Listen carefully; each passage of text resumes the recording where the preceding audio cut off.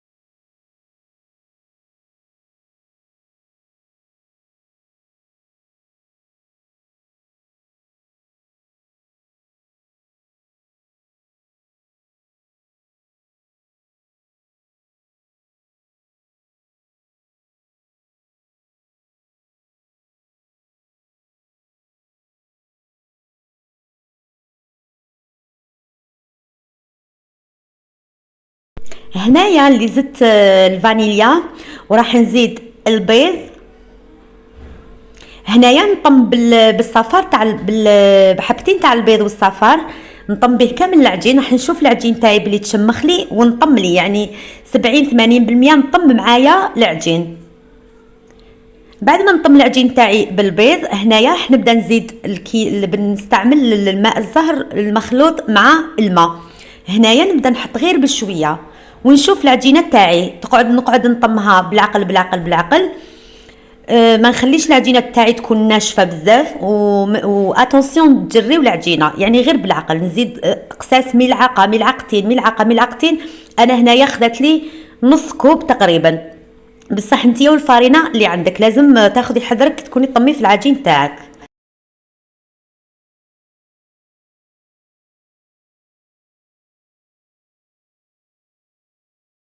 نطم ونعجن، ما نخافش من العجينه، نعجنها عادي.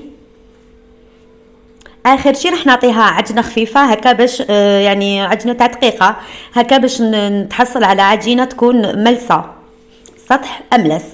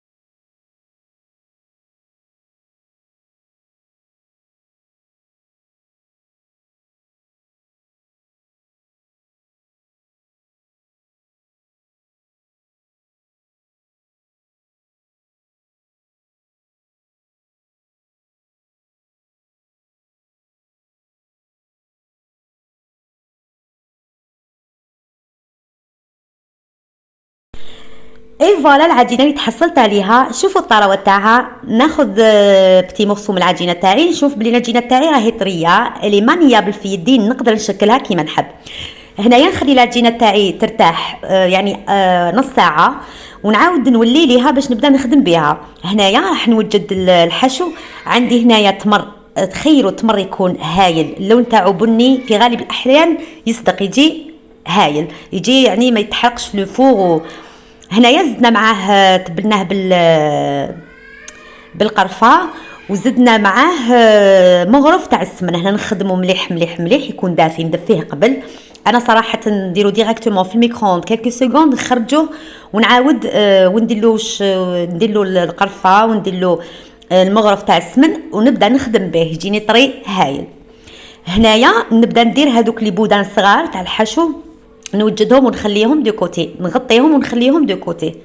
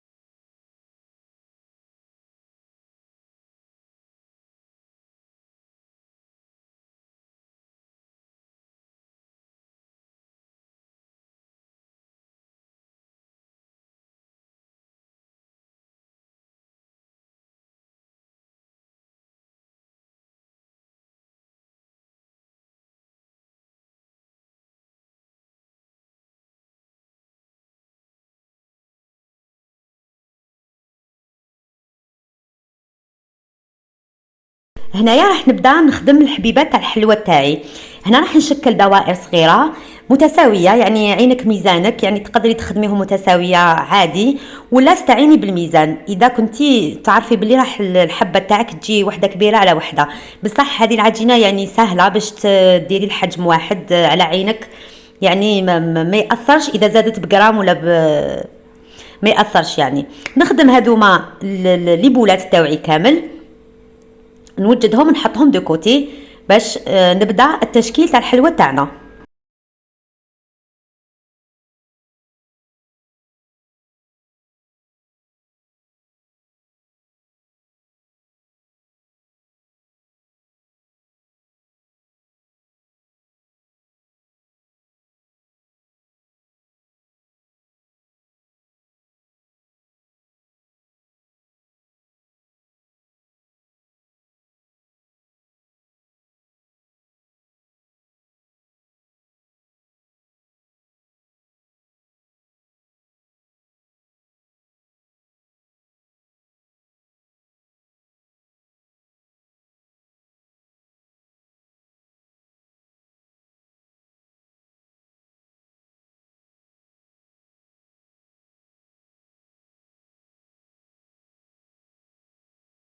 فوالا هنايا راح نبدا بالهريلات اللي راح ندير الحشو تاعهم تمر، وراح نزينهم باللوز ايفيلي. هنايا شوفوا كيفاش التشكيل تاعو، يعني كيما التشارك برك راح نخليهم شويه محلولين. هنايا راح نفتح العجينه تاعي بيدي، تحبي ديري بالغولو تفتحيه ومن بعدك تعاودي ترولي، بس انا نشوف يعني هذه الطريقه احسن وسريعه ومضمونه. نفتح الحبه تاعي على يعني نخلي في الرقيق، وندير الحشو تاعي، ندير البوده هذاك تاع التمر، ونعاود كيما شفتيني يعني نجبد من الطرف هكذا نغلق الفوقه هذيك الطويه، نغلقها ندخلها مع العجين حتى للاخير، ونحاول انه بالاصابع تاع اليد تاعي نخرج هذاك الهواء من الحبه، لازمش نخلي الهواء في الحبه عفوا. ومن بعد نخدم براحة اليد نخدم الوسط، يعني نخليها بومبي، ونحكم الاطراف تاع الحبه بالاصابع تاعي ونرققهم شويه، وندور الحبه تاعي ونحاول انه الطويه نخليها توجور لتحت هكا باش كي ندخلهم لو فوغ يطيبوا ما تحليش الحبه تاعي ولا يخرج لي هذاك الخط مقطع الحبه على النص. نعاود معكم الطريقه.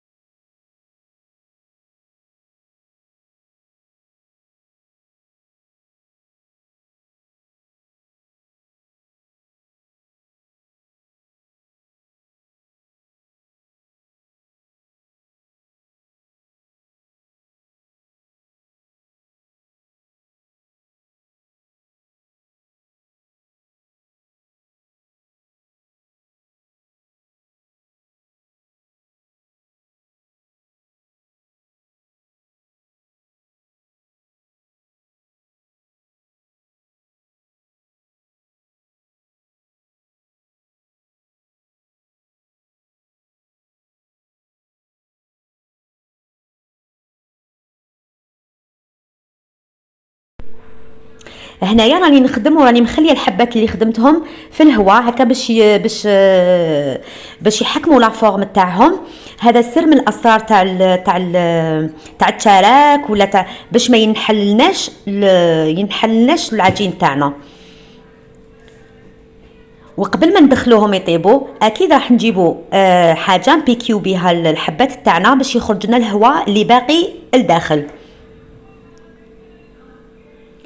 هنايا راح نشكل كامل الحبيبات تاعي وندور ندير هذوك الهلاليات ولا القميرات الطوال ولا قرن الغزال. فوالا يسميوه قرن الغزال لا بليبار.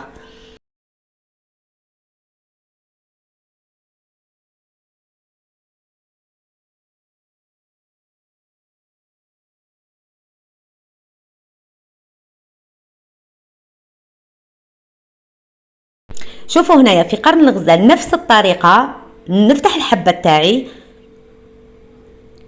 دركا نشوفوا الطريقه هنايا نفتح الحبه تاعي نحط البودان تاع التمر تاعي عادي ونرولي كيما درنا في الاول ونخدم الوسط يعني البومبي تاعها براحه اليد ونخدم باصابع اليد تاعي يعني على الخفيف ها من يعني من نضغطوش على الحبه الجوانب لكن نخليها مفتوحه شويه على الاطراف يعني هلال مفتوح شويه كيما راني ندير.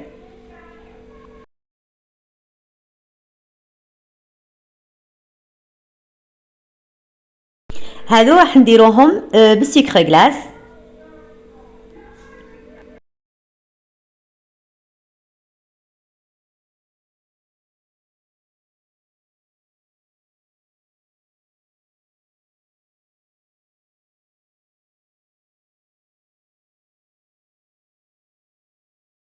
هنايا هادو الهلاليات الصغار راح ندير الحجم تاعهم شويه ناقص على الاشكال الثانيه.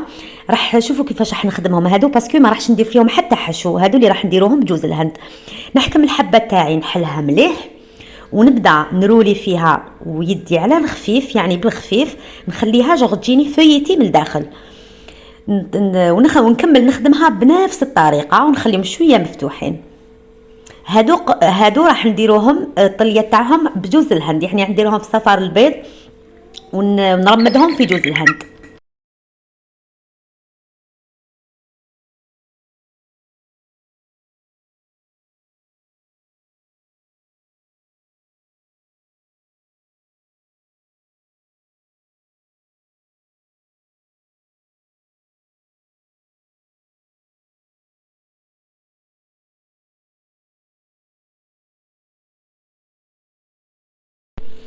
فوالا هنايا كنت بديت لا ديكوراسيون ديجا. هنا عندي الحبات هذوك تاع الهلاليات اللي حنديروهم بلوز ايفي اللي خدمناهم بحشو التمر. هنا خدينا صفار البيض طليناهم الفوقه بالبيض ودنا عليهم ولا لصقنا فيهم حبات تاع اللوز ايفيلي. اذا جاكم اللوز ايفيلي جاك الحبه تاعو شويه كبيره يعني لي براتيك يعني بزاف براتيك باش تلصقي الحبات تاعك عادي ما يطيحوش يقعدوا شادين بعد الطياب. هنايا الفوق تاعي راهو على 170. شوفي عندك من 170 180 190 حتى ل 200 حسب الفور تاعك السخانه تاعو. ما لازمش يكون سخون بزاف بزاف بزاف. وانا طيبتهم على بديتهم ب 170 وبعد زدت لهم شويه خليتهم على 100 نخليهم يطيبوا لي من تحت. قبل كي نشوف باللي الحبه تاعي حمارت لي من تحت نبدا نشعل عليها من الفوق. المهم حاولوا كيفاش ما تزيدوش السخانه بزاف باش تمتم يتحرق لكم من الفوق والداخل يقعد لكم عجين. يعني نحاولوا كيفاش نطيبوا الحلوى تاعنا سوا ربع ساعه نبداو نشوفوا الحلوى تاعنا نعسوها باش ما تحرقلناش. هنا هادو قرن الغزال وهنا عندنا تاع جوز الهند قلنا صفار البيض ورمدنا فيه الحبيبات تاع الحلوى رمدناهم في جوز الهند. برك في الترمات حاولوا انكم تدخلوا الحبه في صفار البيض تحطوها في الجوز تاع الهند جوز الهند بصح ما تمسوش الحلوى تاعكم هكا باش الحبيبات هذوك ولا الرسمه تاع جوز الهند تبقى يعني الحبه تجي بيان فيني.